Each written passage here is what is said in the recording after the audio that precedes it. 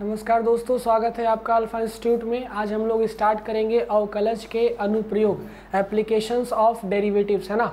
Applications of derivative start करने के लिए हम आप लोग को पूरा अवकलन अच्छे से सारे के सारे समझा दिए हैं और एक एक क्वेश्चन एनसीईआरटी के लगवा भी दिया गया है। तो आप लोग क्या करेंगे कि अवकलन के सारे क्वेश्चन मेरे पिछले लेक्चर में प्लेलिस्ट बना दिया जाएगा, उसमें सभी के सभी लेक्चर एक साथ रहेंगे, आप लोग देख सकते हैं, ठीक है।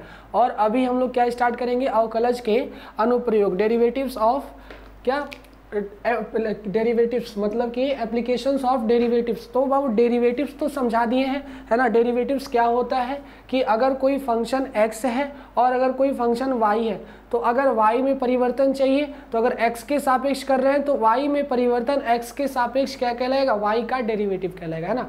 y में परिवर्तन अगर हमें देखना हो, y में अगर हमको परिवर्तन देखना हो किसके सापेक्ष, अगर x के सापेक्ष देखना हो, ठीक है, तो x के सापेक्ष अगर देखना हो तो हम बाबू ऐसे अगर लिख दें dy/dx, तो हम कह देंगे कि ये जो y है इस y में परिवर्तन हो रहा है x के सापेक्ष। परिवर्तन का मतलब कि जैसे बढ़ना घटना कोई भी चीज़, जैसे मान लो कि अगर कोई ये वृत्त है, क्लियर, वृत्त है तो वृत्त की क्या होती है, त्रिज्या होती है ना। तो अगर वृत्त की त्रिज्या है r है, तो अगर मान लो कि क्या वृत्त तो कभी कभी बढ़ता भी है, वृत्त बढ़ता भी है घटता भी है, तो हम लोग अभी तक इसको क्या कर रहे थे, कॉन्स्टेंटली देख रहे थे कि अगर वृत्त कोई है r बराबर 4 सेंटीमीटर है तो 4 सेंटीमीटर पे उसकी क्षेत्रफल निकालिए, उसकी परिधि निकालिए, है ना। लेकिन अब क्या होगा कि डेरिवेटिव्स में अब इसको परिवर्तित करेंगे, इसके r को बढ़ाएंगे। तो अच्छा ये बताओ, जब r बढ़ेगी तो जाहिर सी बात है इसका क्षेत्रफल भी बढ़ेगा, है कि नहीं। r बढ़ेगी, r अगर यहाँ तक कर लिए तो ये पूरा का पूरा इतना एरिया कवर करेगा तो इसका क्षेत्रफल भी बढ़ा कि नहीं बढ़ा। तो अगर कोई फंक्शन है या फिर कोई भी ऑब्जेक्ट या कोई भी क्या क्वांटिटी, कोई भी क्वांटिटी अगर बढ़ रही है तो किसी न किसी के सापेक्ष ही बढ़ती है। जैसे हम खुद बढ़ रहे हैं, आगे की ओर बढ़ रहे हैं तो समय के सापेक्ष बढ़ते हैं। कोई वस्तु आगे की ओर बढ़ रही है, समय के सापेक्ष बढ़ रही है। कोई वस्तु बढ़ रही है, त्रिज्या के सापेक्ष बढ़ रही है, जैसे यहाँ पर ये वृत्त है, त्रिज्या के सापेक्ष क्या हो रही है, एक्सटेंड हो रही है ना। तो इसी को बोलेंगे, जैसे कि मान लो कि अगर कोई क्या आयत है, तो आयत किसके हिसाब से बढ़ सकता है, लंबाई के हिसाब से, क्लियर। अगर मान लो कि इसकी लंबाई l है तो ये अगर इधर की ओर बढ़ाते जाएं तो इस समय अब इतना बड़ा हो गया, लंबाई बढ़ गई, है ना। तो हम कहेंगे कि यह लंबाई के सापेक्ष इसकी बढ़ोतरी है। और अगर चौड़ाई बढ़ गई तो हम क्या बोलेंगे, चौड़ाई के सापेक्ष इसकी बढ़ोतरी है ना।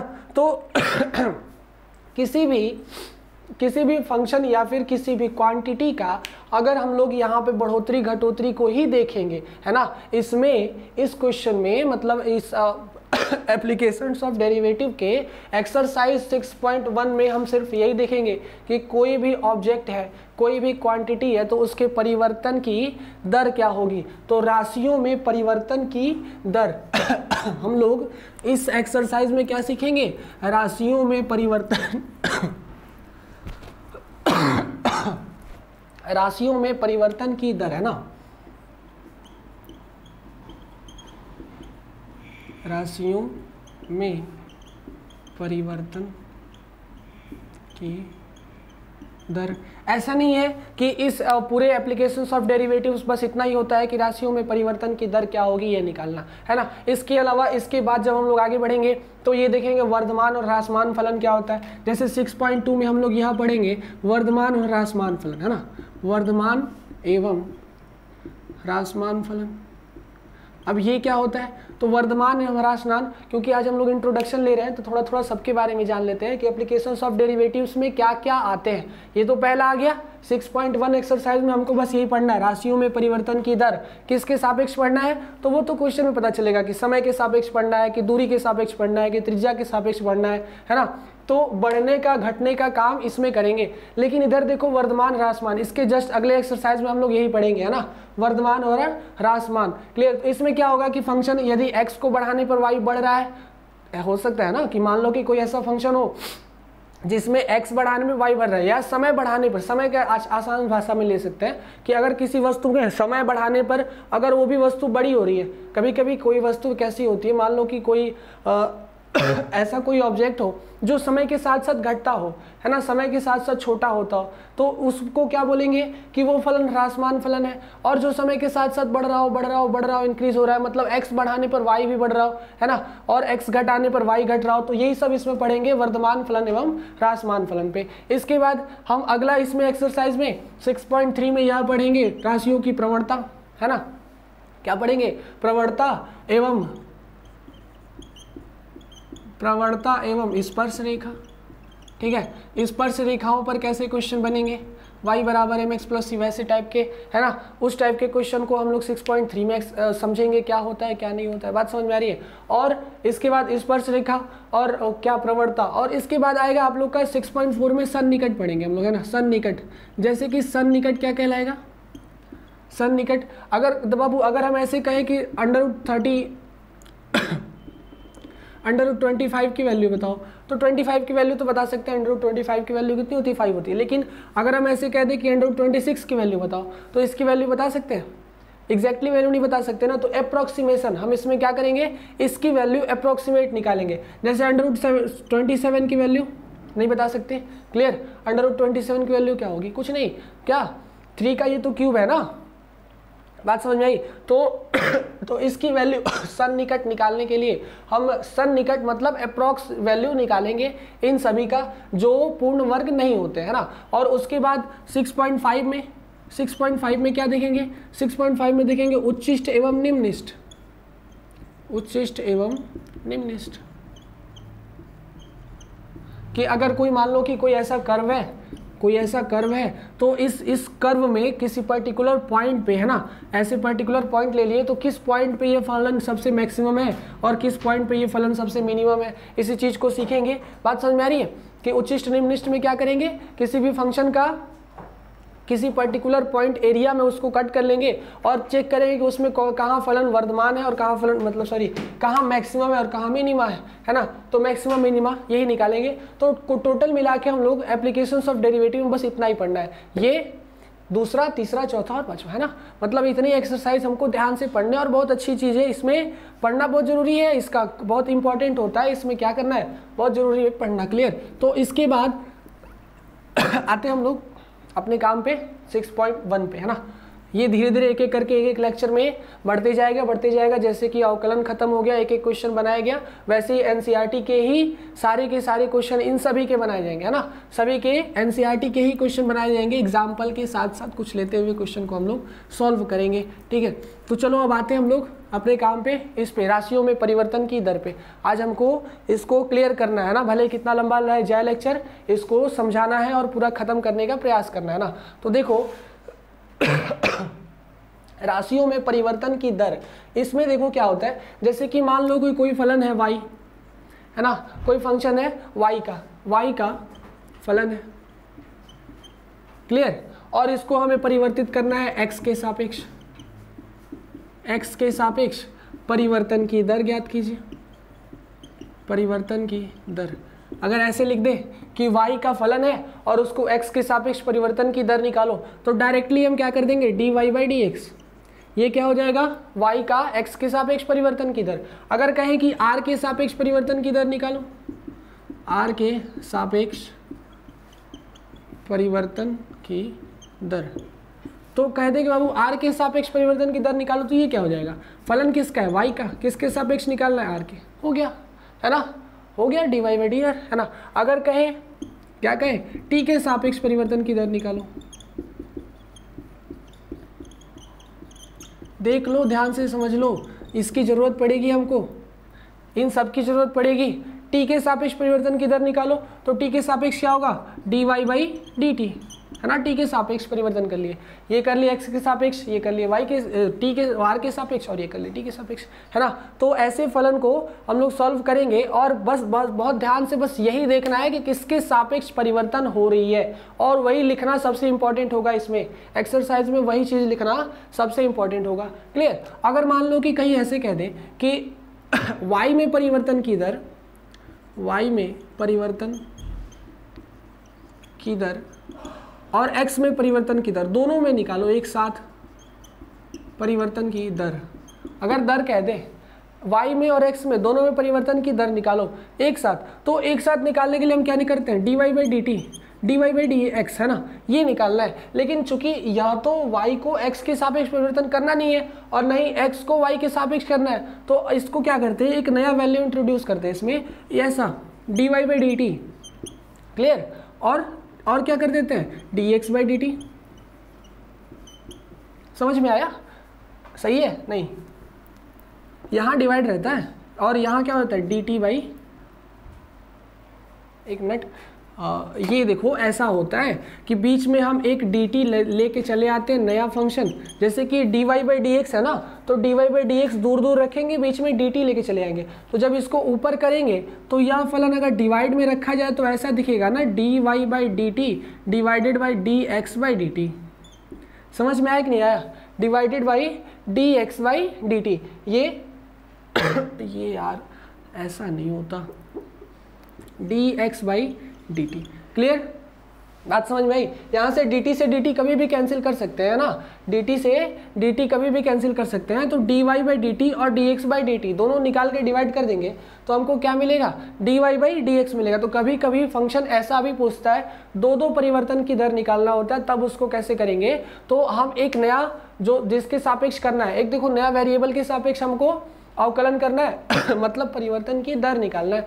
तो y को परिवर्तन की दर निकालना है t के सापेक्ष, x को भी परिवर्तन की दर निकाल लो t के सापेक्ष, दोनों को डिवाइड कर देंगे तो हमको क्या मिल जाएगा, dy बाई dx मिल जाएगा। बात समझ में आई कि नहीं, क्लियर है ना, बात क्लियर है। तो ऐसे ही क्वेश्चन इसमें बनेंगे, ठीक है। तो चलो अब लेके चलते हैं इसमें क्वेश्चन पे। इंट्रोडक्शन में इतना ही था कि कभी भी किसी के सापेक्ष ध्यान ये रखना है कि किसके सापेक्ष अवकलन करना है, सॉरी किसके सापेक्ष परिवर्तन की दर निकालना है। जिसके सापेक्ष निकालना है वो नीचे रखेंगे, जिसका निकालना है वो ऊपर रखेंगे और अवकलन कर देंगे, है ना, फलन का अवकलन कर देंगे तो हमको निकल जाएगा फलन क्या अवकलन किस तरह से परिवर्तित हो रहा है, क्लियर। चलो एक क्वेश्चन लेते हैं छोटा सा,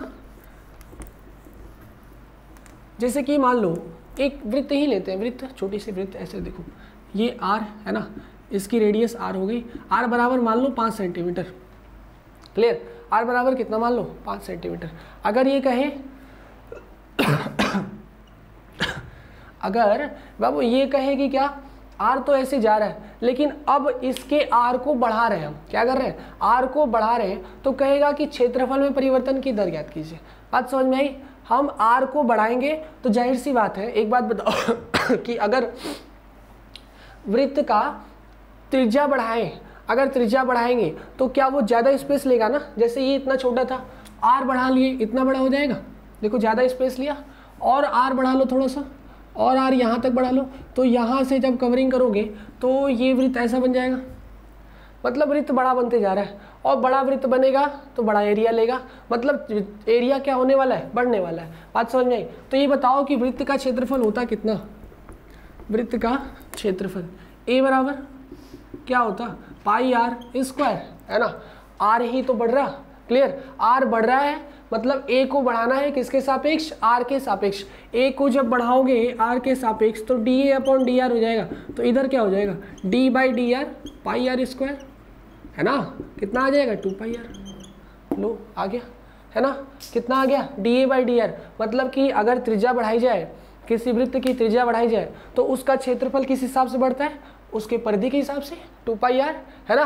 बात समझ में आ रही है, 2 पाई r बढ़ता है, क्लियर, एकदम आसान था कि अगर त्रिज्या बढ़ाएंगे तो क्षेत्रफल किस हिसाब से बढ़ेगा। तो इसके लिए अब इसमें जितने भी क्वेश्चन है सॉल्व करने के लिए हमको पैरामीटर सबके याद रखने पड़ेंगे, है ना, चाहे वो वृत्त हो, क्या बोलते हैं उसे, बेलन हो, शंकु, गोला, है ना, और बहुत सारे इसमें आने वाले हैं, उन सबका पैरामीटर मतलब क्षेत्रफल, वॉल्यूम इसको याद रखेंगे तो क्वेश्चन सॉल्व होगा। बात समझ में आ रही कि नहीं आ रही। चलो तो हम क्या करते हैं कि ऐसे ही क्वेश्चन आएगा, अगर बाबू डायरेक्टली ऐसे कह दे कि एक पर्टिकुलर पॉइंट पे भी, ऐसा क्वेश्चन में कहीं पर्टिकुलर पॉइंट भी दे देता है कि r बराबर 5 सेंटीमीटर में बताओ कि उसका क्षेत्रफल में कितनी वृद्धि हुई है, r बराबर 5 सेंटीमीटर पे उसके क्षेत्रफल में कितनी वृद्धि हुई है। तो अगर हम कहें कि D A upon D R की वैल्यू इतनी आई और कह रहा है कि D A upon D R हमको कहाँ चाहिए, r बराबर 5 सेंटीमीटर पे, तो यहाँ क्या करो 5 रख दो, 2 पाई इंटू 5 कितना हो जाएगा 10 पाई, आंसर आ गया, इतना ही बड़ा होगा, है ना। और ये बड़ा कैसे होगा, अगर ये 5 सेंटीमीटर है तो ये कैसे बड़ा होगा, सेंटीमीटर स्क्वायर प्रति सेंटीमीटर बड़ा होगा, है ना। क्षेत्रफल कैसे बड़ा होगा, सेंटीमीटर स्क्वायर प्रति सेंटीमीटर। बात समझ में आई, इसका एरिया बढ़ रहा है सेंटीमीटर के अकॉर्डिंग, प्रति सेंटीमीटर 10 पाई सेंटीमीटर स्क्वायर बढ़ेगा जब यह 5 सेंटीमीटर आर की मान होगी। बात समझ में आ रही कि नहीं आ रही, क्वेश्चन एकदम क्लियर है। ऐसे ही क्वेश्चन क्या करेगा, एप्लीकेशंस ऑफ डेरिवेटिव्स में पूछने वाला है। बात समझ में आई। चलो तो हम लेते हैं अब धीरे धीरे क्वेश्चन की तरफ बढ़ते हैं, अपने एक्सरसाइज 6.1 की तरफ। तो एक दो एग्जाम्पल लेते हैं, उसके बाद 6.1 के एक्सरसाइज करेंगे, ठीक है।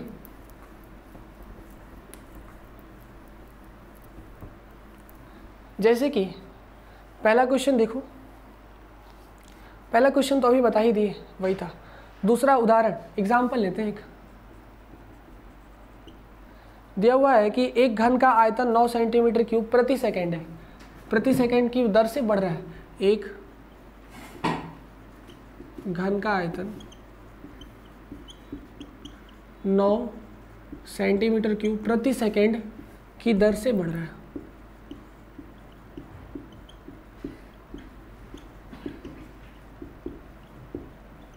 क्वेश्चन ये है, ठीक है। और आगे लिखा हुआ है यदि इसके कोर की लंबाई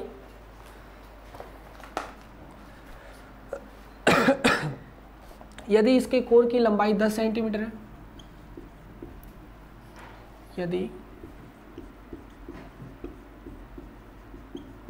इसके कोर की लंबाई 10 सेंटीमीटर है तो इसके पृष्ठ का क्षेत्रफल किस दर से बढ़ रहा है, पृष्ठीय क्षेत्रफल, है ना।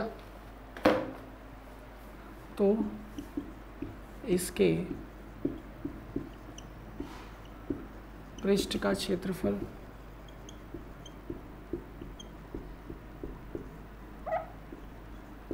किस दर से बढ़ रहा है।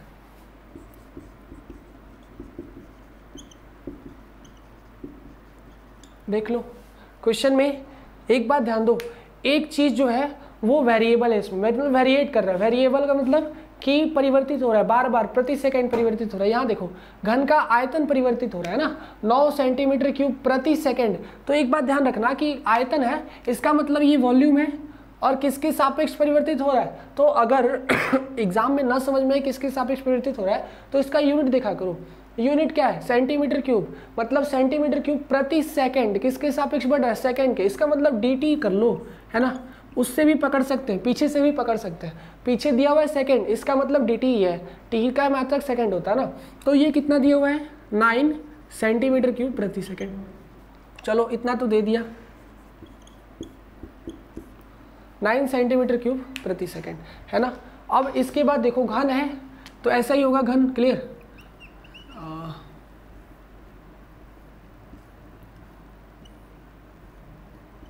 है ना, घन है, क्लियर।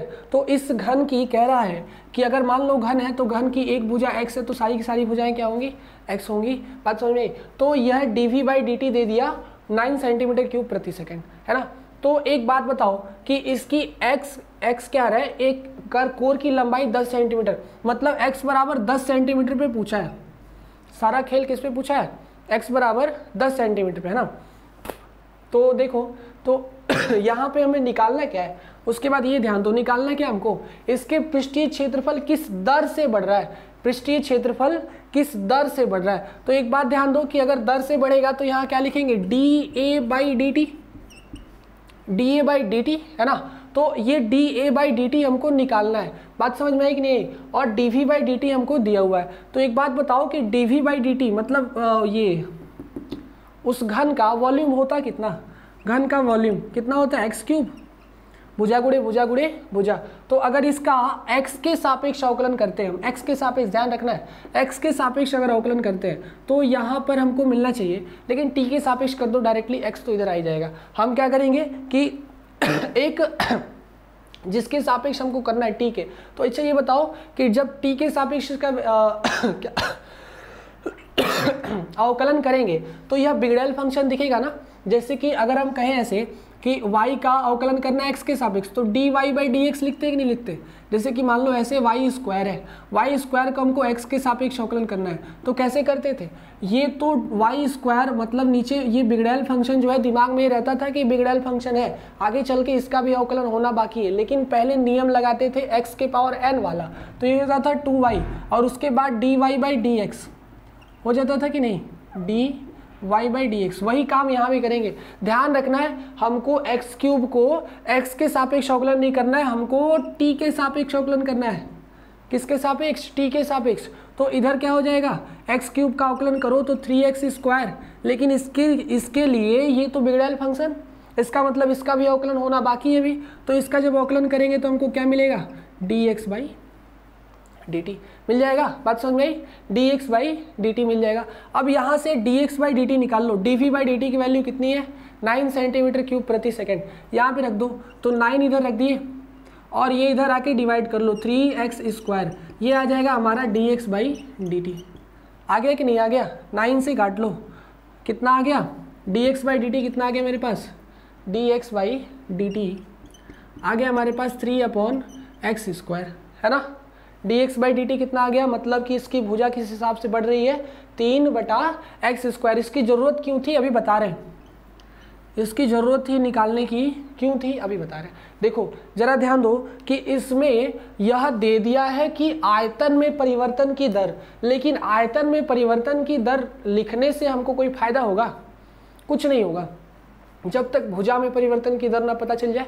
तो यहाँ देखो यह क्या है, भुजा में परिवर्तन की दर है। जैसे ही भुजा में परिवर्तन की दर पूछेगा उसके बाद उस घन का आयतन, वक्र पृष्ठ कुछ भी निकाल सकते हैं यार।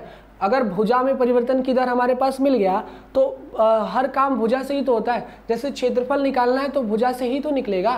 बात समझ में आई कि नहीं आई। तो एक बात बताओ कि ये एरिया होता कितना है, इसका घन का क्षेत्रफल कितना होता है अब उस सभी भुजाओं का, 6x स्क्वायर, है ना। कितना होता है 6x स्क्वायर। इसको अवकलन कर दो फिर t के सापेक्ष, किसके सापेक्ष अवकलन करना है, t के, क्योंकि हमको चाहिए कि इसके पृष्ठ के क्षेत्रफल में किस दर से बढ़ोतरी हो रही है। तो मतलब हमको चाहिए dA बाई dt, क्लियर। तो dA बाई dt चाहिए, इधर x है तो मतलब इसके लिए ये बिगड़ेल फंक्शन है, तो लास्ट में इस x का भी अवकलन होना बाकी है, dx बाई dt। बात समझ में आ रही। तो ये कितना हो जाएगा, 6x स्क्वायर के जब अवकलन करेंगे तो यह हो जाएगा 12x, है ना। x तो t के लिए बिगड़ेल है तो मतलब x का भी t के सापेक्ष अवकलन dx बाई dt, है ना। बात समझ में आई। और dx बाई dt की वैल्यू हम लोग ला चुके हैं 3/x स्क्वायर। इसकी वैल्यू उठा के यहाँ रख दो तो 12x इंटू 3/x स्क्वायर हो गया। अब एक x से x उड़ा दो, 12 36x, यह आ गया हमारे पास क्या, dA बाई dt आ गया ना, dA बाई dt। चलो क्षेत्रफल में परिवर्तन की दर मिल गया हमको 36/x। लेकिन ये x देखो ध्यान दो किस टाइम पे हमको परिवर्तन चाहिए, यह अभी दिया हुआ है क्वेश्चन में। क्वेश्चन में ध्यान दो, जब पढ़ोगे तो लिखा है यदि इसके कोर की लंबाई जब 10 सेंटीमीटर है तो इसके क्षेत्रफल में परिवर्तन की दर ज्ञात करना है। इसका मतलब क्षेत्रफल में परिवर्तन की दर तो शुरू से ही होगा, चाहे 1 हो, 2 हो, 3 हो, 4 हो, कोई भी भुजा की लंबाई हो, शुरू से यही होगा। लेकिन जब एकदम पर्टिकुलर एट किस पे चाहिए, 10 सेंटीमीटर पे, तो यहाँ पे x बराबर 10 ले लो। तो जब x बराबर 10 सेंटीमीटर लेंगे तो यहाँ कितना आ जाएगा बाबू, 36/10, क्लियर। 36 बटा क्या हो जाएगा 10, है ना। तो ये वैल्यू कितनी आ जाएगी 3.6। और ये बढ़ कैसे रहा है, तो सेंटीमीटर स्क्वायर प्रति सेंटीमीटर बढ़ रहा है ना, सेंटीमीटर स्क्वायर प्रति सेंटीमीटर प्रति सेकंड, सॉरी t के सापेक्ष बढ़ रहा है ना, तो t के सापेक्ष बढ़ रहा है तो सेंटीमीटर स्क्वायर प्रति सेकंड। बात समझ में आई कि नहीं आई। प्रति सेकंड कितना बढ़ रहा होगा, 3.6 सेंटीमीटर स्क्वायर प्रति सेकंड। वैल्यू आ गई, बात समझ में आई। dA बाई dt की वैल्यू आ गई ना, क्लियर है। क्वेश्चन आसान था, बस ध्यान ये देना था कि v से कोई फायदा होने वाला नहीं है। v से अगर वैल्यू उठा के डायरेक्टली रखेंगे कुछ नहीं मिलने वाला, हमको इसके इसकी मदद से हमें भुजा में परिवर्तन की दर निकालनी होगी, क्योंकि भुजा में जब तक परिवर्तन की दर नहीं निकालेंगे कोई काम आने वाला, कुछ काम भी होने वाला नहीं है, क्योंकि क्षेत्रफल में परिवर्तन की दर चाहिए, उसके लिए हमको भुजा में परिवर्तन की दर चाहिए, तभी ना D x by D T की वैल्यू निकाल सकते हैं। बात समझ में आई नहीं? क्लियर? क्वेश्चन क्लियर है? चलो इसके बाद अगला क्वेश्चन देखते हैं। ये बात समझ में आई ना बाबू? ये श्रृंखला विधि है, श्रृंखला विधि बताए थे ना, श्रृंखला विधि। अगर फंक्शन बिगड़ैल हो तो बिगड़ैल फंक्शन कब होता है? जब ऊपर वाला फंक्शन नीचे वाले फंक्शन, देखो ये ऊपर वाला और नीचे वाला दोनों सेम ना दिखे, जब तक सेम ना दिखे तब तक बिगड़ैल फंक्शन। अगर t यहाँ भी दिख रहा है, t के सापेक्ष अवकलन भी करना है तो t के सापेक्ष अवकलन करना है, तब तो कोई दिक्कत ही नहीं, आसानी से हो सकता है। लेकिन अगर x दिख रहा है उसको t के सापेक्ष करना है तो पहले तो वो नियम के हिसाब से होगा, लेकिन उसके बाद उसका भी अवकलन हो जाता है श्रृंखला नियम के हिसाब से। बात समझ में आई कि नहीं आई? क्लियर? बात क्लियर है ना? चलो अब देखते हैं इसके बाद एक और क्वेश्चन। देख लो, इसको नोट कर लो, स्क्रीनशॉट ले लो, जैसे भी है ना। क्वेश्चन का आंसर 3.6 सेंटीमीटर स्क्वायर प्रति सेकेंड। चलो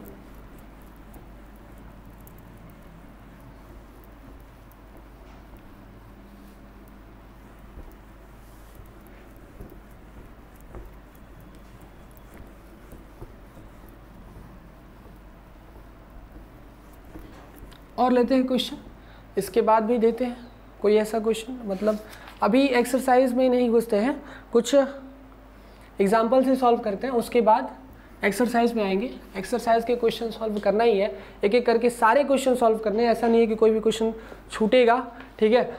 अगर कोई सेम क्वेश्चन दिखेगा तो ही छूटेगा, अगर ऐसा कोई क्वेश्चन है जो कि हम बता दिए और सेम टू सेम डिटो उसके नेक्स्ट क्वेश्चन वैसा ही है तो वही छूटेगा, है ना, वो आप लोग के लिए रहेगा होमवर्क में, ठीक है। चलो एक और क्वेश्चन लेते हैं। एक स्थिर जल में एक पत्थर डाला जाता है, एक स्थिर जल में एक पत्थर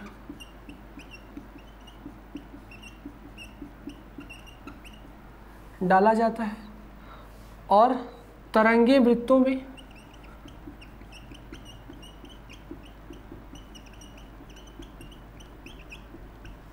तरंगे वृत्तों में 4 सेंटीमीटर प्रति सेकंड की गति से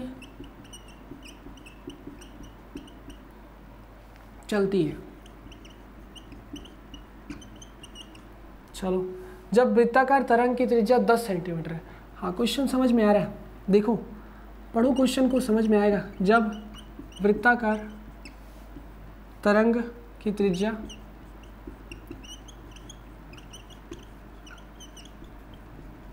10 सेंटीमीटर है ना, वृत्ताकार तरंग की त्रिज्या 10 सेंटीमीटर है, तो उस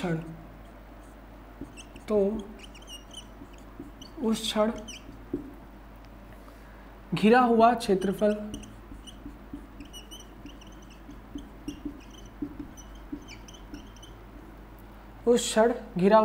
क्षेत्रफल कितनी तेजी से बढ़ रहा होगा?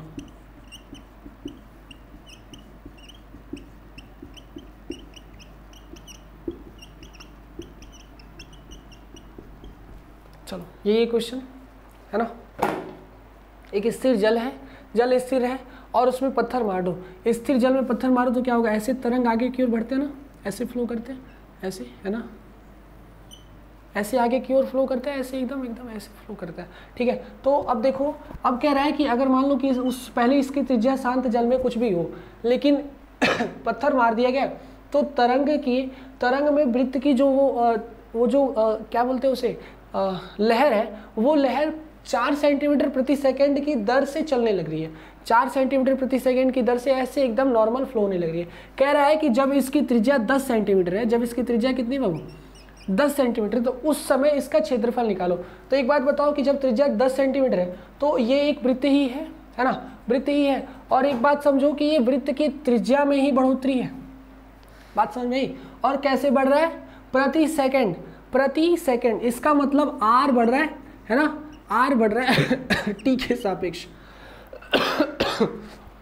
आर बढ़ रहा है टी के सापेक्ष, है ना। कितना कितना तेजी से बढ़ रहा है बाबू, कितना तेजी से आगे की ओर जा रहा है, 4 सेंटीमीटर प्रति सेकंड की दर से आगे की ओर भाग रहा है ना। अब हमको निकालना है कि क्षेत्रफल में क्या है वृद्धि की दर। तो एक बात बताओ कि क्षेत्रफल में वृद्धि की दर चाहिए, है ना। तो एक बात समझो कि हमको चाहिए क्या, dA/dt, यही चाहिए ना, dA/dt। तो इसको निकालने के लिए सबसे पहले तो ये जान लो कि वृत्त के क्षेत्रफल होता कितना है। वृत्त है वो जो सर्किल बनेगा, वो जो पानी ऐसे फ्लो करेगा, एक टाइम पे वो वृत्त ही होगा, पूरा गोल एकदम वृत्त होगा। देखोगे कभी पत्थर में पानी में पत्थर मारना, वो गोल गोल ही नचता है, तो वृत्त होगा। तो इसका मतलब वृत्त का क्षेत्रफल एरिया कितना होगा, पाई आर स्क्वायर। परिवर्तन किस पे हो रहा है, पाई आर स्क्वायर पे ही हो रहा है ना। लेकिन किसके सापेक्ष हो रहा है, समय के सापेक्ष। ध्यान रखना है कि आर में परिवर्तन हो रहा है समय के सापेक्ष। क्लियर। तो dA/dt निकालना होगा हमको, लेकिन हमको क्या करना होगा, dA/dt तो निकालना है, लेकिन पाई आर स्क्वायर का निकालना है। इसमें t कहीं है नहीं है, इसका मतलब कि ये फंक्शन कैसा है, r जो वेरिएबल है वो बिगड़ैल फंक्शन है, और इसका भी अवकलन करना हमको श्रृंखला विधि से बाकी है। ठीक है, तो यहाँ dA/dt करेंगे, तो dA/dt करने के लिए d/dt पाई आर स्क्वायर कर लेंगे, है ना। dA/dt क्या कर लेंगे, पाई आर स्क्वायर। तो कितना हो जाएगा, r आगे ले लो, 2 पाई आर इंटू, एक बात समझो कि r हुआ ना, लेकिन t तो है नहीं, t तो है नहीं इसका मतलब इसका भी अवकलन करना भी बाकी है, और वो साफ साफ ऐसे ही दिखेगा, dr/dt। चलो वेरी गुड, इतना हो गया, काम खत्म। अब इसके बाद dr/dt की वैल्यू समीकरण 1 से रख लो, दिया है ना। dr/dt देखो फोटो सेम दिख रहा है, मतलब कि वह त्रिज्या में ही परिवर्तन की दर दिया था, त्रिज्या डाला गया, तरंगों वृत्तों में 4 सेंटीमीटर प्रति सेकंड की गति से चलने लग रही है, तो उसकी वैल्यू रख लो। ये कितना हो जाएगा, 2 पाई आर इंटू dr/dt कितना है, 4 सेंटीमीटर प्रति सेकंड। तो एक बात देखो, 4 दूना 8 पाई आर, है ना, सेंटीमीटर प्रति सेकंड। आर भी है तो यहाँ सेंटीमीटर स्क्वायर हो जाएगा, एक तो आर इसका भी तो होता है सेंटीमीटर, तो सेंटीमीटर स्क्वायर हो जाएगा। ये आ गया dA/dt की वैल्यू। अब देखो एक बात समझो कि कभी भी परिवर्तन की दर में किसी एक पर्टिकुलर पॉइंट पे ही कहेगा कि उस पॉइंट पे हमको क्या निकालना है, उसके परिवर्तन की जो भी दर है उस पॉइंट पे किस हिसाब से परिवर्तन हो रहा है। तो देखो इस क्वेश्चन में कहीं पॉइंट दिया है, किस पॉइंट पे हमको निकालना है, तो तरंग की त्रिज्या जब 10 सेंटीमीटर है, इसका मतलब यहीं पे वैल्यू हमको r की वैल्यू 10 रखनी है। यहाँ पे ध्यान रखना है, इसमें कहीं r दिख रहा है, r दिख रहा है, r, इसी की वैल्यू 10 रखनी है। हमको पता चल जाएगा कि यह जो उसका क्षेत्रफल है समय के हिसाब से r बराबर 10 पे कितना परिवर्तित हुआ। क्लियर। तो r बराबर 10 पे कितना परिवर्तित हुआ, तो यहाँ देखो हमको मिल गया dA/dt एट कहाँ चाहिए, r बराबर 10 सेंटीमीटर पे। तो r बराबर 10 सेंटीमीटर पे रखेंगे, r की वैल्यू 10 रख दो, तो 8 पाई इंटू 10 कितना हो गया, 80 पाई। 80 पाई सेंटीमीटर स्क्वायर प्रति सेकंड की दर से क्या होगा, वो 80 पाई सेंटीमीटर स्क्वायर प्रति सेकंड की दर से वह आगे की ओर इंक्रीज करेगा जब वह 10 सेंटीमीटर त्रिज्या पे होगा। बात समझ में आई, समझ में आई कि नहीं आई, क्लियर है ना। 80 पाई सेंटीमीटर स्क्वायर प्रति सेकंड की दर से r बराबर 10 सेंटीमीटर पे वो आगे की ओर बढ़ेगा। समझ में आया, चलो क्लियर है ना। तो आगे बढ़ते हैं, इसके बाद एक और क्वेश्चन लेते हैं। हाँ ये क्वेश्चन बढ़िया है, जब बढ़ोतरी घटोतरी दोनों हो साथ में। तो एक बात ध्यान रखना कि जब भी कोई फंक्शन या फिर कोई भी वस्तु जब बढ़ता है तो वह इंक्रीज होता है, इसका मतलब वह पॉजिटिव प्लस होता है, धन होता है ना। जैसे हमारे पास पैसा बढ़ रहा है तो पैसा धन हो रहा है, और पैसा जा रहा है तो ऋण हो रही है ना, घट रहा है ऋण हो रहा है। इसका मतलब कि अगर कोई भी ऑब्जेक्ट कोई भी क्वांटिटी घट रही है तो उसमें माइनस साइन लगाएंगे, माइनस साइन लगाएंगे क्योंकि वह घट रही है, और प्लस साइन लगाएंगे क्योंकि वह बढ़ रही है। बात समझ में आई, ये बहुत इंपॉर्टेंट चीज़ है, वो अभी बता रहे हैं कैसे। क्लियर, ये बात क्लियर है ना, ये फंक्शन। चलो आगे बढ़ते हैं, एक और क्वेश्चन देखते हैं।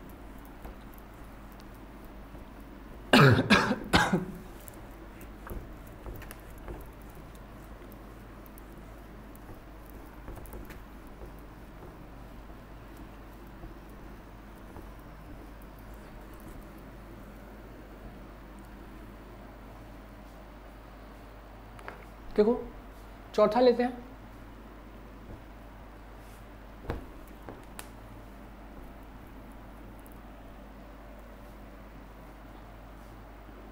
दिया हुआ है कि किसी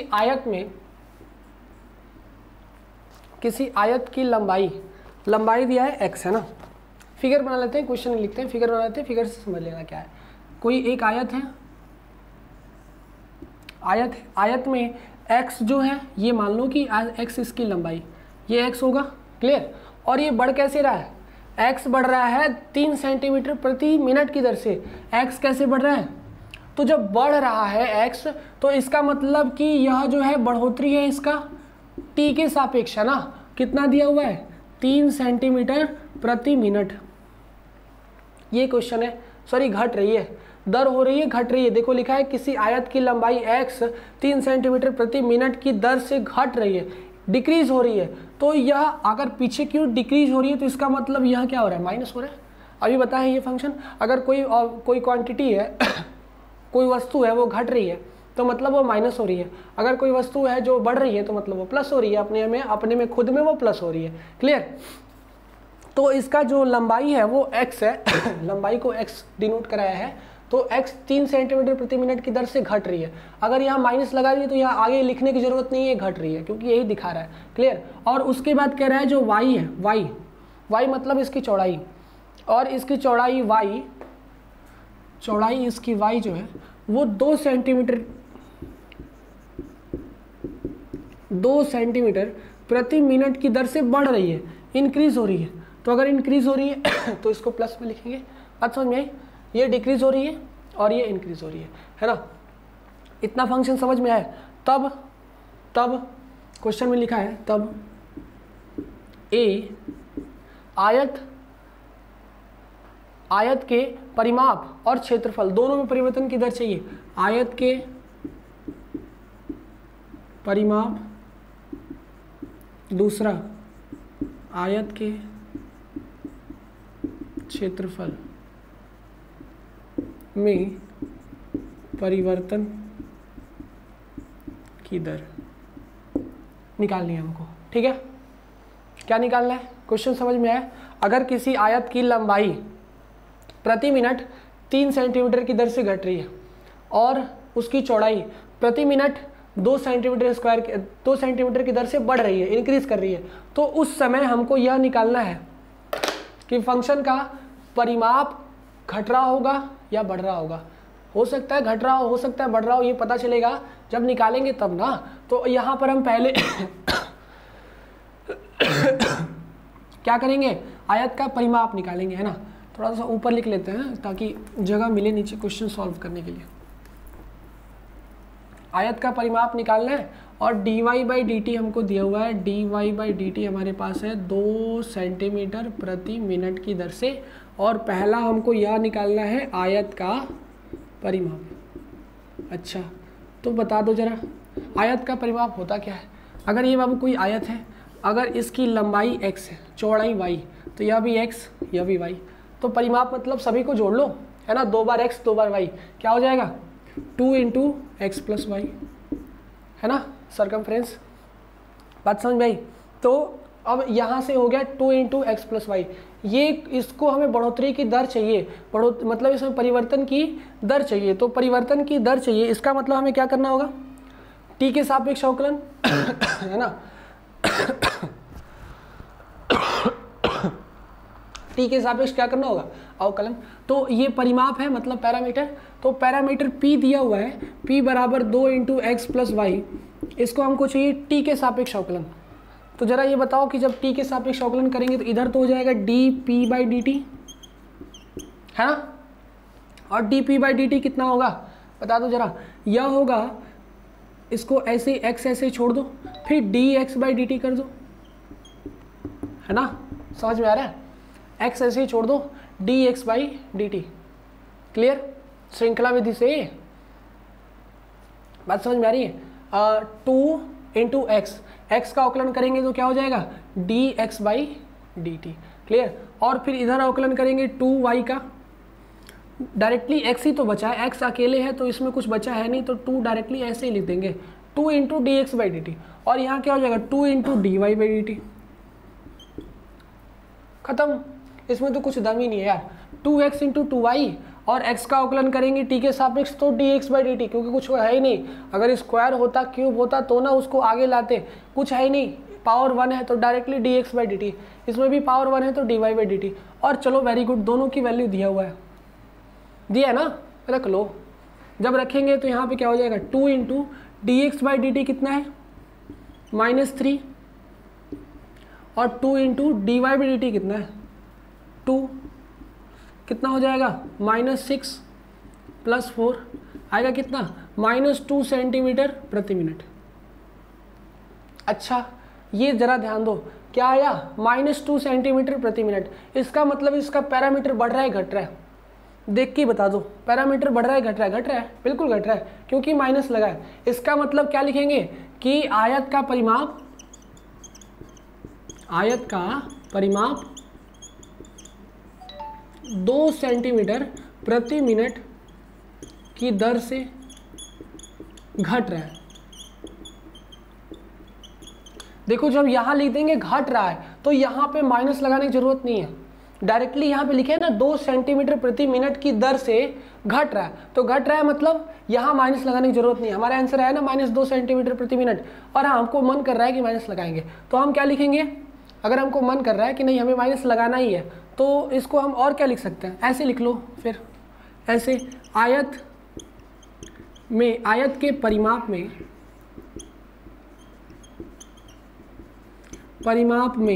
-2 सेंटीमीटर प्रति मिनट की दर से परिवर्तन हो रहा है।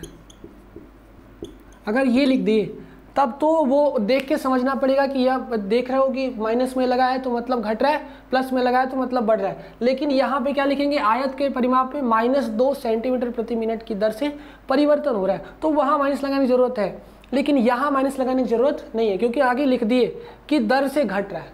ठीक है, 2 सेंटीमीटर प्रति मिनट की दर से घट रहा है। ये तो बात हो गई परिमाप की। अब बात करते हैं क्षेत्रफल की। क्षेत्रफल की बात करते हैं तो क्षेत्रफल क्या होता है बाबू, ए क्या होता है, एरिया ऑफ रेक्टेंगल क्या होता है, एरिया ऑफ रेक्टेंगल, आयत का परिमाप क्षेत्रफल कितना होता है x इंटू वाई। अगर इसका जो लंबाई चौड़ाई x और y है तो लंबाई गुणे चौड़ाई तो होता, क्लियर, x इंटू वाई। इसका अवकलन कर दो t के सापेक्ष, तो t के सापेक्ष जब अवकलन करेंगे तो क्या हो जाएगा dA/dt, और इधर क्या हो जाएगा फंक्शन, इधर पहले को छोड़ देना है और दूसरे का अवकलन कर देना है t के सापेक्ष, कुछ होगा नहीं वैसे का वैसे लिख देंगे, फिर प्लस दूसरे को छोड़ देना है और पहले का अवकलन कर देना है t के सापेक्ष। ये बात क्लियर, पहले का अवकलन क्या करना है, कर देना है t के सापेक्ष। तो यहाँ पे देखो इतना काम हो गया, क्लियर।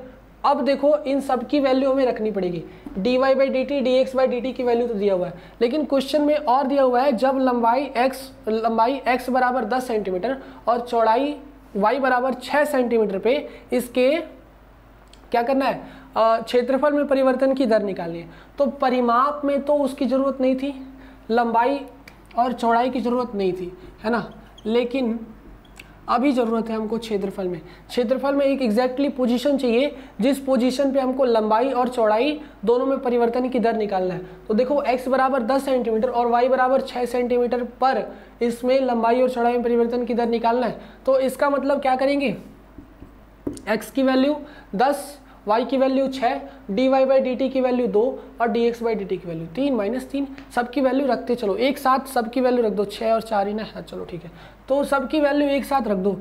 x की वैल्यू 10 सेंटीमीटर गुणे dy/dt कितना है 2 सेंटीमीटर प्रति मिनट, प्लस y की वैल्यू कितनी 6 सेंटीमीटर गुणे dx/dt -3 सेंटीमीटर प्रति मिनट।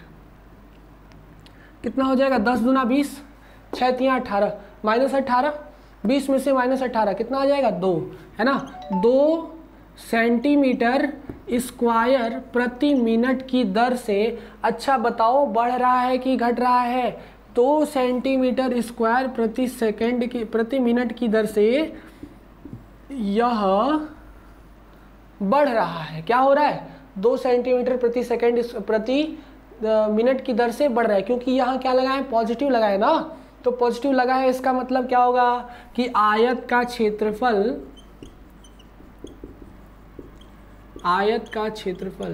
2 सेंटीमीटर स्क्वायर प्रति मिनट की दर से बढ़ रहा है।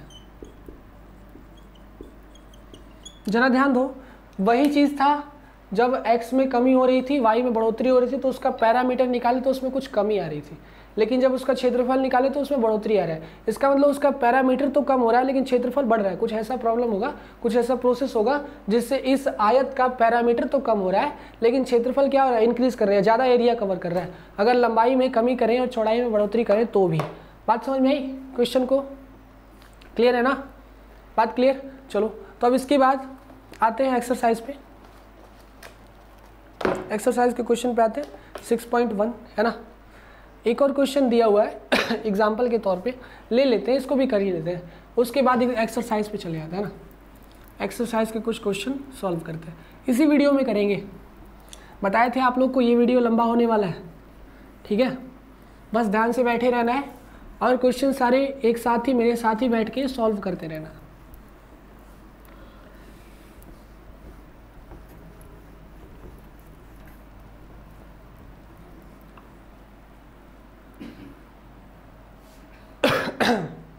दिया हुआ है किसी वस्तु की x इकाइयों में उत्पादन की कुल लागत cx की वैल्यू दी हुई है।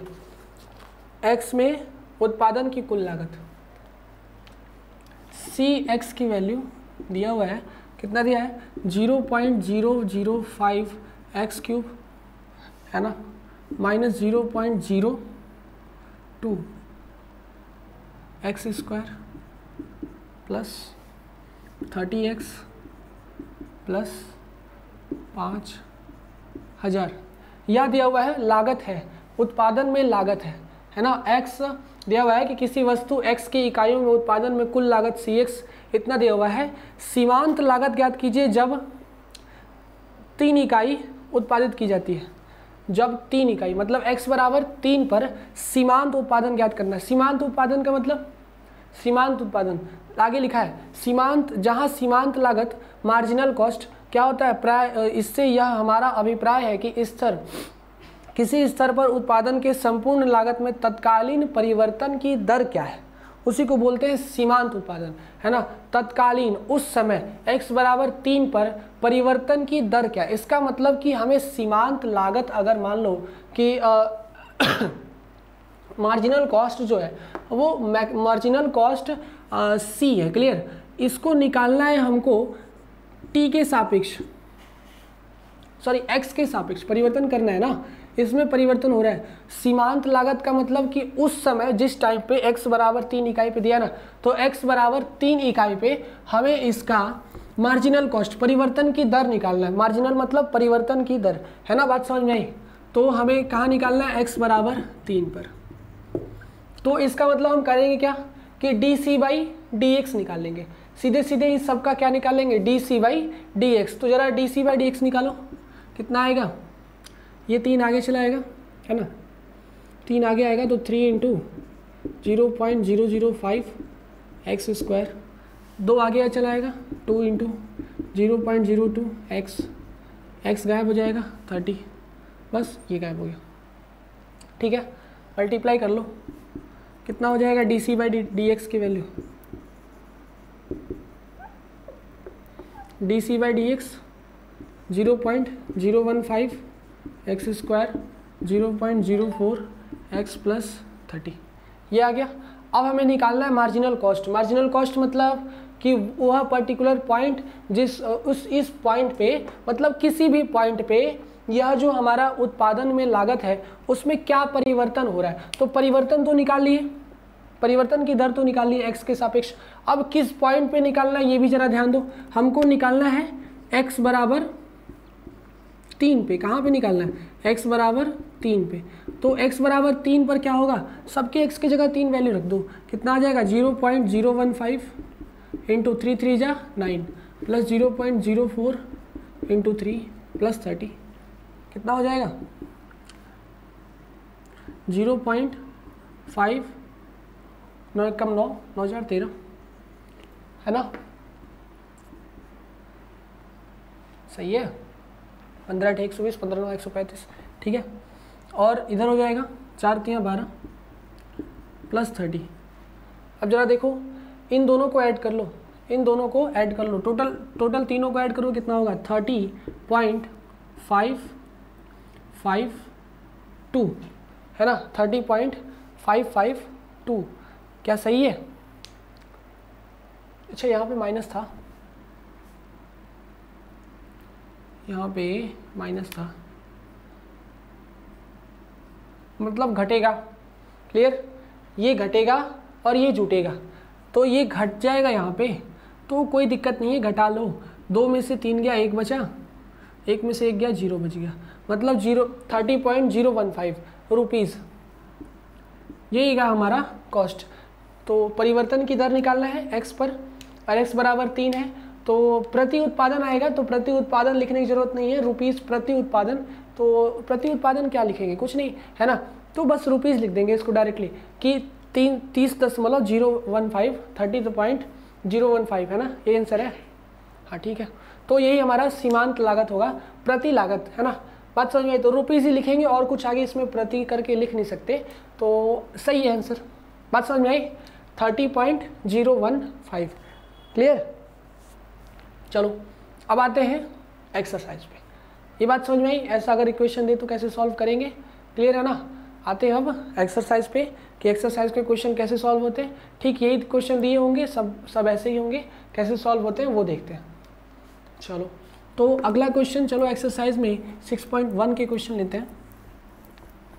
पहला क्वेश्चन देखो आसान है, पहला क्वेश्चन अभी बताएं कैसे होता है, तो उसको करना बहुत आसान है, एक बार समझा दे रहे हैं, करना आप लोग को है। पहला क्वेश्चन दिया हुआ है कि वृत्त के क्षेत्रफल में परिवर्तन की दर इसकी त्रिज्या r के सापेक्ष ज्ञात कीजिए।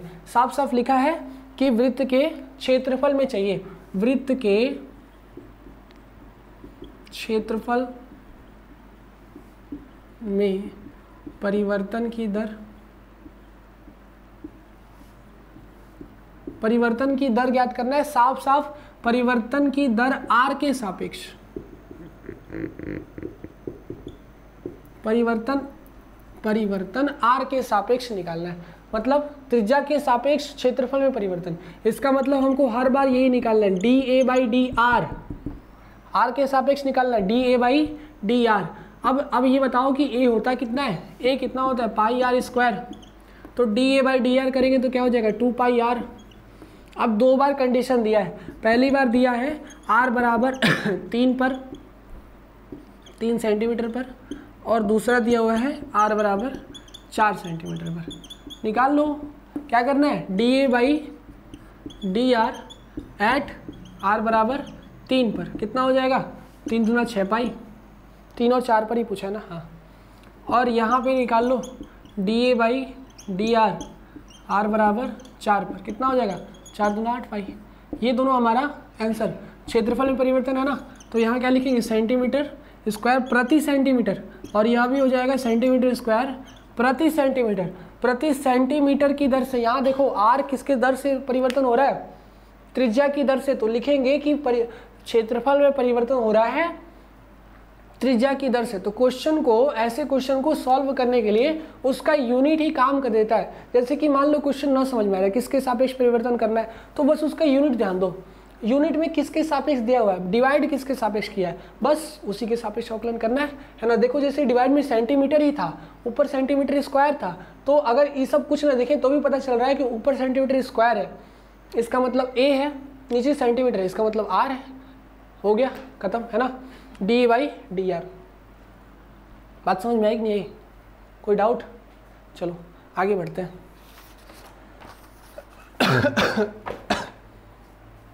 अगला क्वेश्चन देखते हैं, क्वेश्चन नंबर 2। एक्सरसाइज के क्वेश्चन चल रहे हैं अब, ठीक है, और वो भी एनसीईआरटी के, एनसीईआरटी के ही सारे क्वेश्चन आप लोग के वीडियोस में चल रहे हैं। बात समझ में आई? तो दूसरा नंबर क्वेश्चन है,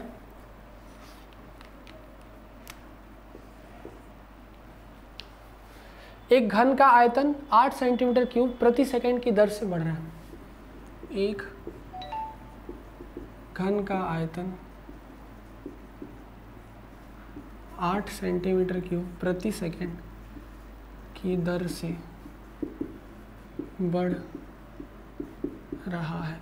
अच्छा देखो, यहीं से देख के पता कर सकते हैं कि आयतन बढ़ रहा है, क्यूब है, यहाँ पे क्यूब है मतलब आयतन है, प्रति सेकंड मतलब dt है, मतलब dv/dt की वैल्यू दिया है ना, समझ में आया।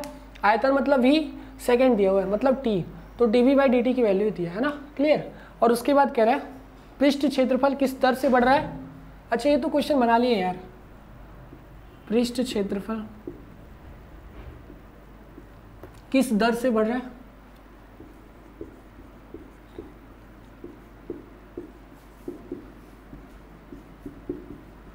किस दर से बढ़ रहा है, एट पर्टिकुलर पॉइंट भी दिया होगा, जबकि इसके किनारे की लंबाई 12 सेंटीमीटर है।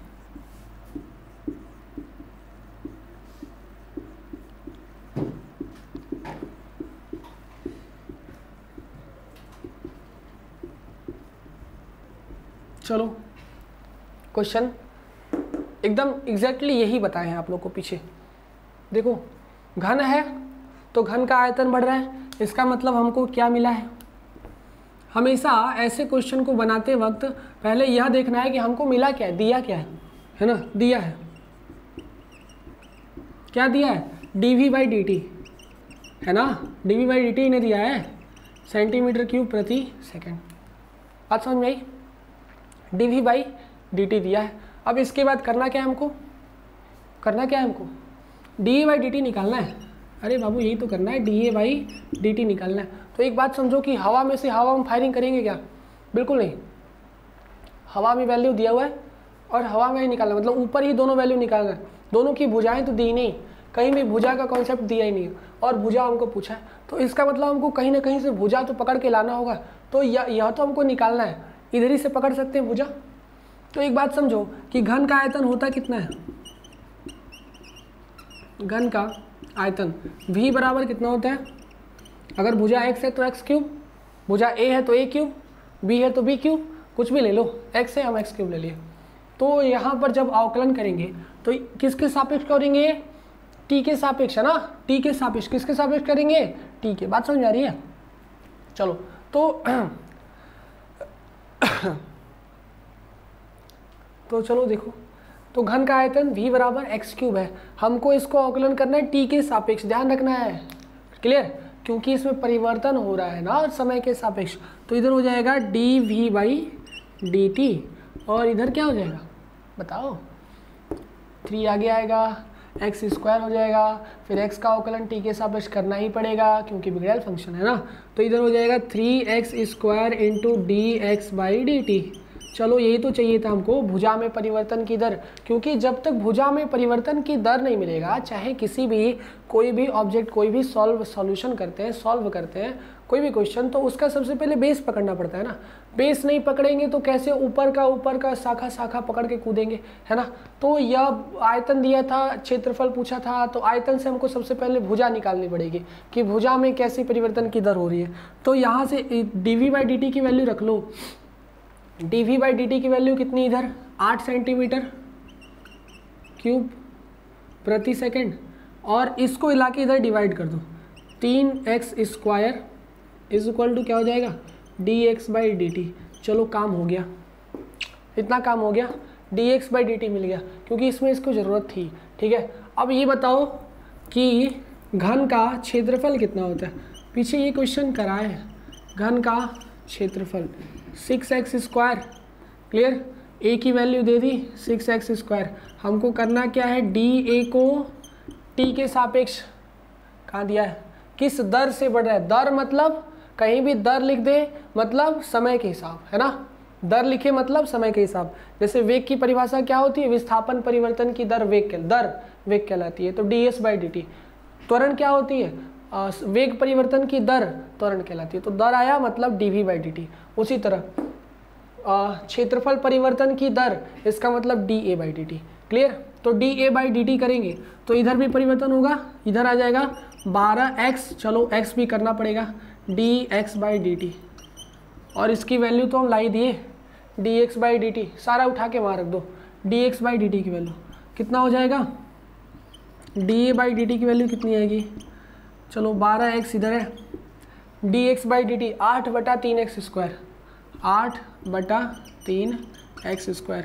एक x कट गया और कुछ कटेगा, हाँ 3 से कट जाएगा, 3 चौके 12, ये भी कट गया। नीचे बचा x, ऊपर बचा 8 चौके 32, कितना हो गया dA/dt कितना आया 32/x।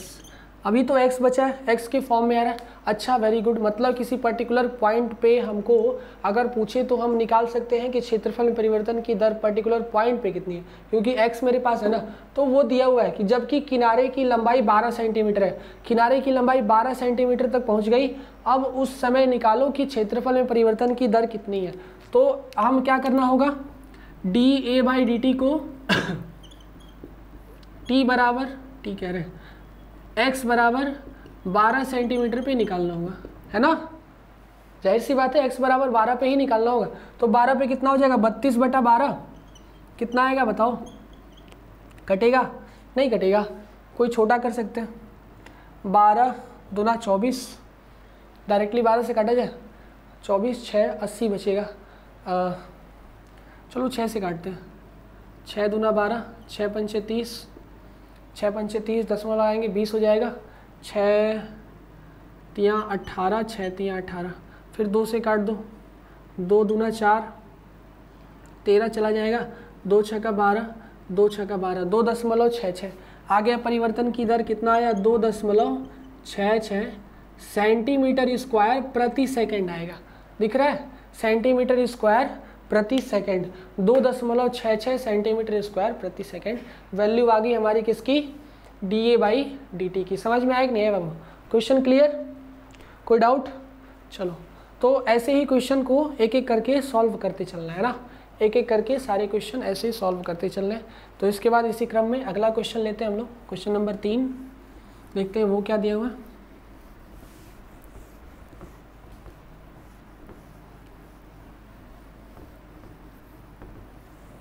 क्वेश्चन नंबर 3 लिखा है कि एक वृत्त की त्रिज्या समान रूप से 3 सेंटीमीटर प्रति सेकंड की दर से बढ़ रही है, ज्ञात कीजिए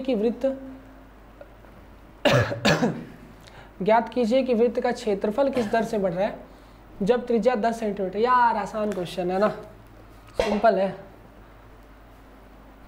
बता चुके हैं क्वेश्चन, लिख दे रहे हैं, देखो आ रहा है कि नहीं आ रहा है तुम लोग को,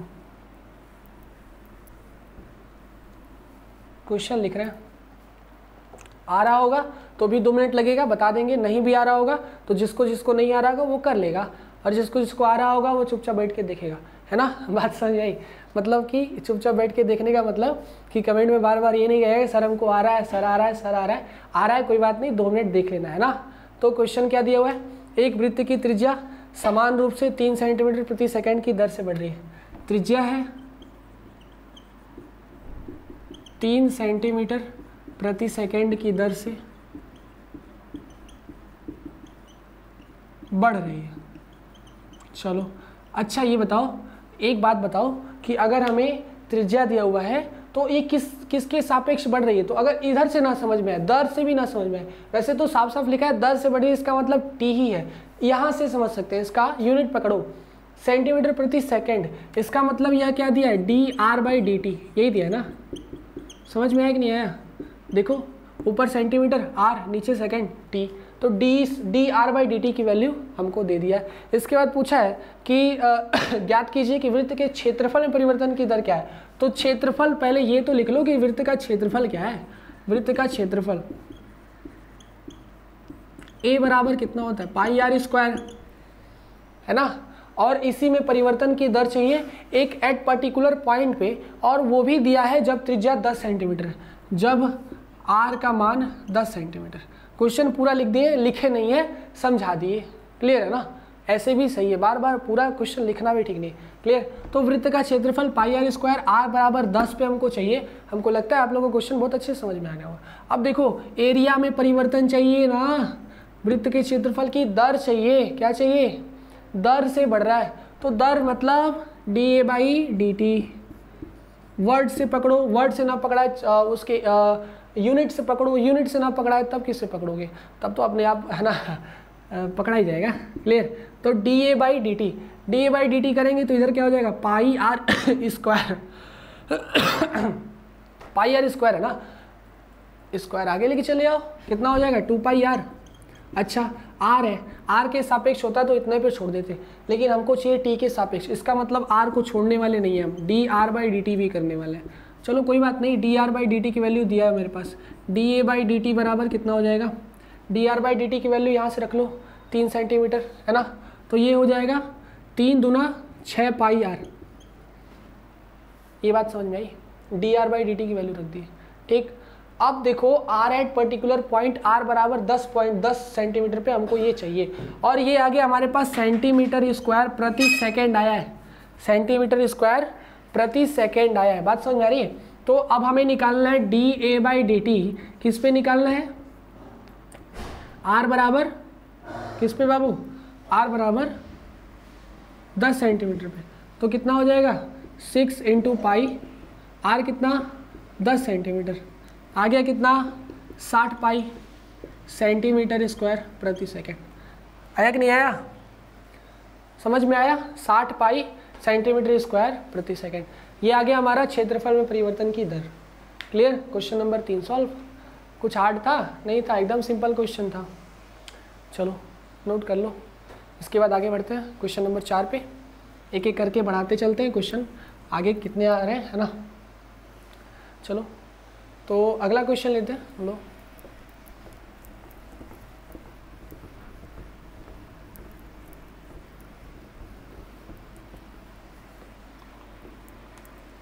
क्वेश्चन नंबर 4 दिया हुआ, एक परिवर्तनशील घन का किनारा है, परिवर्तनशील घन है, घन मतलब क्यूब। क्लियर। परिवर्तनशील है,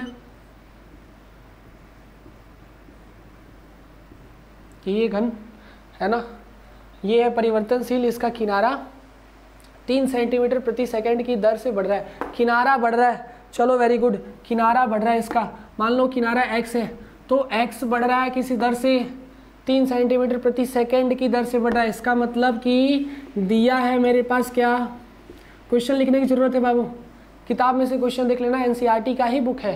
क्लियर है ना। तो एक परिवर्तनशील घन का किनारा dx बाई डी टी की वैल्यू दी है हमारे पास कितना 3 सेंटीमीटर प्रति सेकंड। क्वेश्चन में देखोगे तो ऐसे लिखा है, तो यह दिया हुआ है सेंटीमीटर प्रति सेकंड, सेकंड मतलब dt, dx by D T की वैल्यू दी है। कह रहा है कि घन का आयतन किस दर से बढ़ रहा है जबकि किनारा 10 सेंटीमीटर। क्वेश्चन समझ में आया, क्या बोले, घन का आयतन किस दर से बढ़ रहा है जब उसके घन का किनारा 10 सेंटीमीटर का है, मतलब x बराबर 10 पर, x बराबर क्या करना है 10 पर हमको वॉल्यूम निकालना है, इस घन का वॉल्यूम, घन का वॉल्यूम में परिवर्तन की दर निकालनी है। एग्जैक्टली वॉल्यूम भी नहीं निकालना है, वॉल्यूम में परिवर्तन की दर निकालनी। क्लियर। तो उससे पहले ये जान लेते हैं कि घन का आयतन होता कितना, घन का आयतन v बराबर कितना होता बता दो, अरे बताओ, एक्स क्यूब, भुजा गुणे भुजा गुणे भुजा है ना। इसका पहले तो इसका अवकलन कर लो, लेकिन ध्यान रखना है परिवर्तन किसके सापेक्ष कर रहे हैं, टी के सापेक्ष है ना। आयतन में परिवर्तन की दर ज्ञात करनी है। क्लियर। तो आयतन में परिवर्तन की दर ज्ञात करनी है, मतलब हमको करना है dv बाई डी टी। तो dv बाई डी टी करने के लिए क्या करेंगे, ये एक्स क्यूब है ना, आगे ले आओ क्यूब, 3x स्क्वायर, x है ना, t के सापेक्ष चाहिए, तो dx बाई डी टी। कोई डाउट बोल दो, कोई डाउट तो बोल दो, नहीं तो देख लो। चलो आगे देखो, आगे देखो, यहाँ से हमको dx बाई डी टी की वैल्यू ऊपर दिया है, उठा के रख दो, कितना हो जाएगा 3x स्क्वायर इंटू 3 सेंटीमीटर प्रति सेकंड दिया हुआ है, और x स्क्वायर है मतलब सेंटीमीटर, यहाँ भी 2 गो है तो यहाँ क्यूब कर लो, एक ठो इसका था 2 गो इसका है, क्यूब हो गया, 3 3 जा 9x स्क्वायर सेंटीमीटर क्यूब प्रति सेकंड, मतलब कि dv बाई डी टी बढ़ोतरी हो रही है 9 सेंटीमीटर स्क्वायर प्रति सेकंड की दर, प्रति सेंटीमीटर क्यूब प्रति सेकंड की दर से उसके आयतन में बढ़ोतरी हो रही है। क्लियर। लेकिन अब पूछा है कि एक पर्टिकुलर पॉइंट x बराबर 10 पर निकालो कि x बराबर 10 पर उसमें कितना परिवर्तन हो रहा है। तो dv बाई डी टी हमको किस पे निकालना होगा, x बराबर 10 सेंटीमीटर पे कितना हो जाएगा, 10 वैल्यू रख दो यहाँ पे, तो 9 इंटू 10 का स्क्वायर कितना हो जाएगा बाबू, 9 इंटू 10 का स्क्वायर, 10 10 या 100, 900 सेंटीमीटर क्यूब प्रति सेकेंड। ये आएगा हमारा dv/dt at x equal to 10 centimetre. कितना आ गया, 900 सेंटीमीटर क्यूब प्रति सेकेंड। ये आ गया हमारा क्या, आयतन में परिवर्तन की दर। कोई डाउट? अरे आसान है, कुछ नहीं है यार, कुछ दम नहीं है, बस क्वेश्चन को ध्यान से यह रखना है कि क्या दिया है, क्या पूछा, क्या दिया, क्या पूछा, दिया क्या, भुजा में परिवर्तन की दर, पूछा क्या, आयतन में परिवर्तन की दर।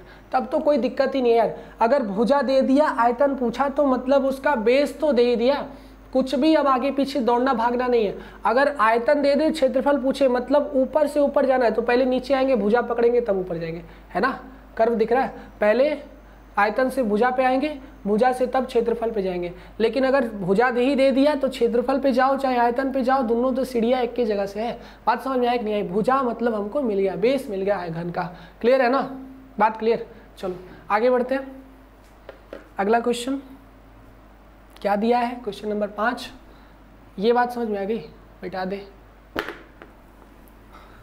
चलो देखो क्वेश्चन नंबर 5 क्या दिया।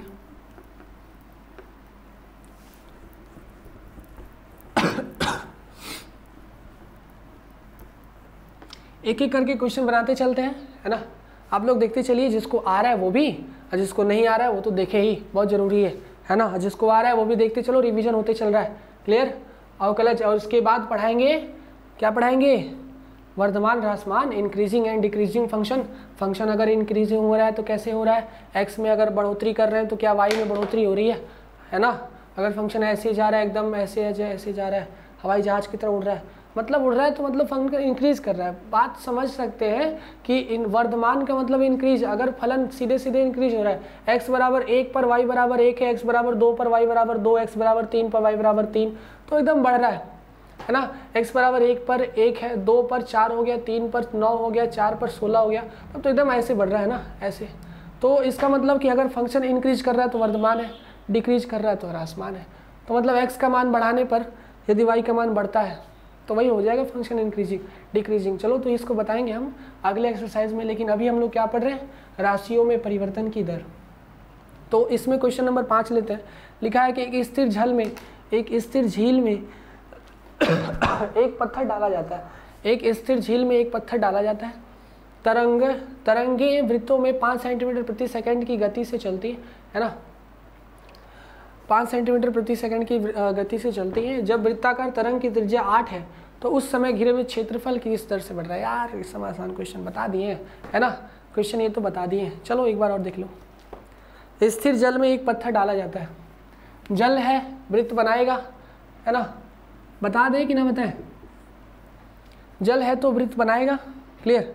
छोड़ देते हैं इसको, यार बताए सेम टू सेम यही क्वेश्चन इससे पीछे ही बताए हैं, तो इसको बताने की जरूरत तो नहीं लग रही हमको, है ना, बना लेना इसको। क्लियर? इसके बाद बनाते हैं क्वेश्चन नंबर 6। जिसको ना समझ में आ रहा हो, इसके पहले ही बताए हैं ना, ऐसे यही क्वेश्चन झील वाला। झील में बढ़ोतरी हो रही है एक पर्टिकुलर पॉइंट पे, झील में बढ़ोतरी, अगर झील के पानी में बढ़ रहा है तो इसका मतलब वो वृत्त बना रहा है, तो वृत्त का क्या लिखाना है, क्षेत्रफल। तो वृत्त का क्षेत्रफल कितना होता है, पाई आर स्क्वायर, उसी पे निकाल लो, है ना, आर की एक पर्टिकुलर वैल्यू रख लो, आ जाएगा आंसर। समझ में आया कि नहीं आया, बात क्लियर? चलो छठा लगाते हैं। एक वृत्त की त्रिज्या 7 सेंटीमीटर प्रति सेकंड की दर से बढ़ रही है। एक वृत्त की त्रिज्या 7 सेंटीमीटर प्रति सेकंड की दर से, 7 ही है कि 0.7 है, 0.7, हाँ, सेंटीमीटर प्रति सेकंड की दर से बढ़ रही है। इसकी परिधि में वृद्धि की दर क्या होगी, जब r बराबर 4.9 है, दर से बढ़ रही है। इसकी परिधि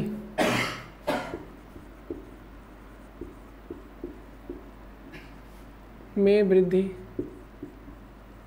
की दर क्या होगी। क्लियर? जब r बराबर कितना दिया है, r बराबर 4.9 सेंटीमीटर है।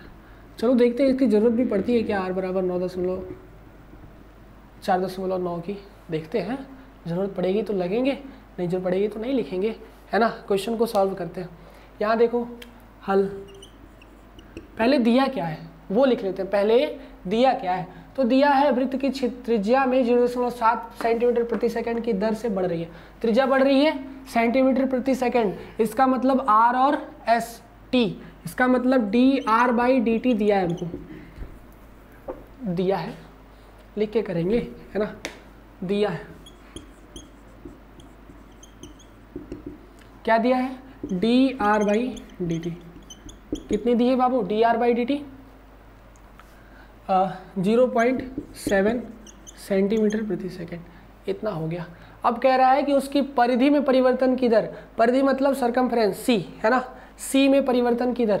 अच्छा ये बताओ कि परिधि होती कितनी क्षेत्र वृत्त की, तो उससे पहले वो तो जान लेते हैं, वृत्त की परिधि, है ना, वृत्त की परिधि सी कितना होगा, सी कितना होगा 2πr, क्लियर। और इसी में परिवर्तन की दर निकालनी है, तो परिवर्तन की दर निकालनी है मतलब t के सापेक्ष अवकलन करना होगा, समझ में आया। तो यहाँ हो जाएगा dc/dt, इधर क्या हो जाएगा dc/dt करेंगे, 2π तो कॉन्सोनेंट ऐसे ही छोड़ दो, यहाँ r का अवकलन होगा t के सापेक्ष, ध्यान रखना है r स्क्वायर r³ r4 नहीं है कि उसको 4 आगे करेंगे r लिखेंगे फिर r का करेंगे, यहाँ अकेले r क्या अकेले, तो अकेले है तो मतलब इसका डायरेक्टली हम t के सापेक्ष अवकलन यही कर देंगे dr/dt। चलो वेरी गुड। अच्छा ये बता दो dr/dt की वैल्यू दी है कि नहीं दी है ना, क्वेश्चन ही दिया है 0.7 रख लेते हैं, क्या रख लेते हैं 2π × 0.7 तो कितना हो जाएगा सेंटीमीटर प्रति सेकंड। और कुछ इसमें देखो r अलग से नहीं है कि यहाँ स्क्वायर कर ले, इसका मतलब सेंटीमीटर प्रति सेकंड ही रहेगा, 7 से मल्टीप्लाई कर हो जाएगा 0.14 पाई सेंटीमीटर प्रति सेकंड। ये क्या आ गया हमारे पास dc/dt। अच्छा वेरी गुड। अब इसके बाद नियम क्या होता है एट पर्टिकुलर पॉइंट, किस पॉइंट पे पूछा है उस पॉइंट पे निकालना। अच्छा ये बताओ r बराबर 4.9 पे पूछा है, यहाँ r है नहीं है, रखेंगे कहाँ, हवा में रखेंगे, कहीं नहीं रखेंगे यार, कहाँ रखेंगे, r है ही नहीं तो वैल्यू नहीं रखेंगे। इसका मतलब कि परिधि में बढ़ोतरी की दर अगर निकाल रहे हैं तो परिधि अगर बढ़ रही है तो वो एट पर्टिकुलर पॉइंट हम नहीं निकाल सकते किस पॉइंट पर वो कितना बढ़ रहा है, बात समझ में आए। क्षेत्रफल निकाल सकते हैं लेकिन उसकी परिधि की कह दें कि परिधि 4.9 पे कितना होगा, तो 4.9 रखें ही कहाँ यार, है क्या r होता तो ना रखते, या है ही नहीं तो नहीं रखेंगे, बात समझ में आई। जब है ही नहीं तो कहाँ रखेंगे, कहीं नहीं, बात समझ में आई। तो इसका मतलब इसकी कोई ज़रूरत है क्वेश्चन में, अगर इसको मिटा भी दें तो कोई दिक्कत नहीं, दिक्कत है ना, क्वेश्चन की इसमें ज़रूरत ही नहीं है। बात समझ में आई कि नहीं आई। dc/dt कितना आ गया 0.14 पाई सेंटीमीटर प्रति सेकंड की दर से उसकी परिधि क्या होगी, बढ़ रही है। बात समझ में आई कि नहीं आई। चलो क्वेश्चन नंबर 7, इसी क्रम में आगे बढ़ते हैं, क्वेश्चन नंबर 7 लेते हैं। क्वेश्चन नंबर 7 जो है क्या है देख लेते हैं, ठीक है। क्वेश्चन नंबर 7 दिया हुआ है कि एक आयत की लंबाई x बराबर 5 सेंटीमीटर प्रति मिनट की दर से, यार क्या दिया है, यही क्वेश्चन तो अभी बताए, चलो देख लेते हैं। एक आयत की लंबाई x है, मिटा दें इसको, क्लियर, ये बात क्लियर है ना। परिधि में परिवर्तन की दर अगर निकाल लें तो उसमें उसके त्रिज्या की कोई ज़रूरत नहीं होती है, बात समझ में आई। चलो मिटा दे रहे हैं।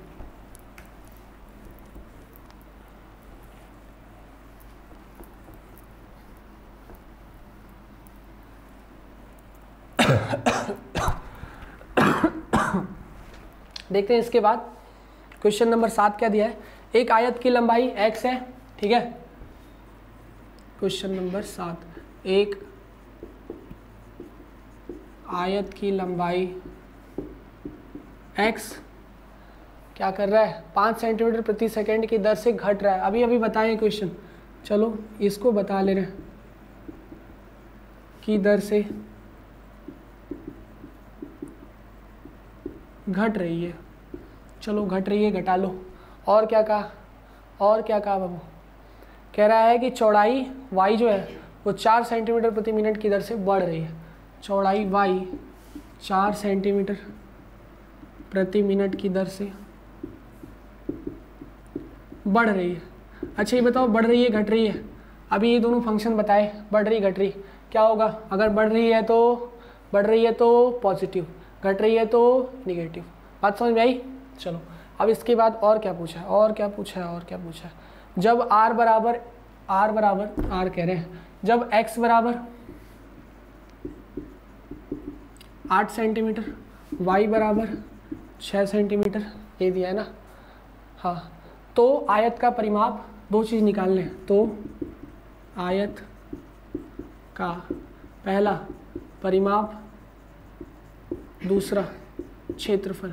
यही तो क्वेश्चन बताया पिछले, यही बताया ना बाबू। तो वो था एग्जाम्पल, ये था एक्सरसाइज। एक्सरसाइज के भी क्वेश्चन एक बता लेते हैं, इससे पिछला एक छोड़े ये, लेकिन बता लेते हैं ना। देखो क्या करेंगे, बता दो। जब बताए हैं तो चलो करते चलो, मेरे साथ करते चलो, है ना। कॉपी में एक बार और कर लिए तो एक बार और करते चलो मेरे साथ, है ना, कोई दिक्कत नहीं होगा।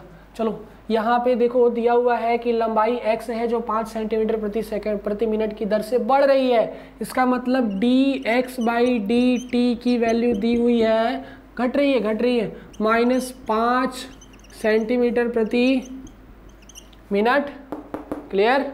और y दिया हुआ है dy/dt कितना है बाबू, 4 सेंटीमीटर प्रति मिनट। चलो बात क्लियर, इतना बात क्लियर। उसके बाद एक पर्टिकुलर पॉइंट दिया, जब ज़रूरत पड़ेगी तो करेंगे, नहीं पड़ेगी एक्स वाई की वैल्यू अगर कहीं x और y दिखेगा तो लिखेंगे, नहीं दिखेगा तो नहीं लिखेंगे। बात समझ आएगी नहीं? चलो पहला क्या निकालना है, परिमाप। अब परिमाप होता क्या है क्या, आयत है। आयत का परिमाप क्या होता है बता दो। आयत का परिमाप पैरामीटर p कितना होता, 2 × x + y, है ना। दोनों भुजा x x y y सबको जोड़ लो, x + x 2x, y + y 2y, है ना। तो यहाँ से अब जब इसका अवकलन करेंगे t के सापेक्ष, मतलब परिवर्तन करेंगे t के सापेक्ष, तो क्या हो जाएगा बता दो। 2 × dx/dt प्लस 2 इसके साथ भी मल्टीप्लाई होगा, 2 × dy/dt। दोनों की वैल्यू दिया गया है, रख लो। क्या हो जाएगा, 2 × dx/dt -5 सेंटीमीटर प्रति मिनट प्लस 2 × dy/dt 4 सेंटीमीटर प्रति मिनट। अच्छा, 5 दूना -10, 4 दूना +8, -10 + 8 -2 कितना आ गया, -2 सेंटीमीटर प्रति मिनट।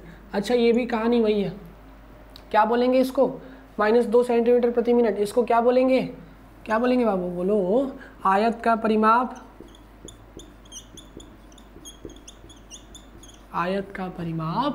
क्या हो रहा है, 2 सेंटीमीटर प्रति मिनट। माइनस नहीं लगाएंगे, क्योंकि अभी क्या लिखने वाले हैं वो देखो।